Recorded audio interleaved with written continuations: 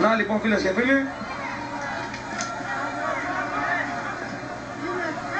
ο Δούμας εκεί που κέρδισε το πέναλτι από τον Κεσίδη, ο διαιτητής έδειξε το σημείο του πέναλτι. Για να δούμε τώρα, παίρνει θέση εκτελεστή Αριστάδης.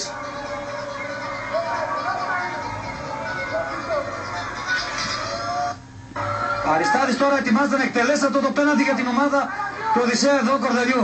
0 αναμένει το σκορ. Κάτω από το Κάρι Καρατζόπουλος. Αριστάδης το εκτελεί, η μπάλα στα δίχτυα. 0-2. 0-2 για την ομάδα του Κορδελιού μέσα σε αποθέωση και έξαρους πανηγυρισμούς. Μια καπνογόνα, ανέπιση έχουν ανάξει.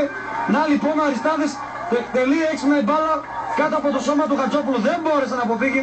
Και έτσι λοιπόν το 0-2 είναι γεγονός για την ομάδα του Κορδελιού που σίγουρα κάνει ένα ιδανικό παιχνίδι στο σημερινό αγώνα. Διπλασιάζει το τέρμα. Τα βλέπετε και τα καπνογόνα που έχουν πεταχτεί στον αγωνιστικό χώρο.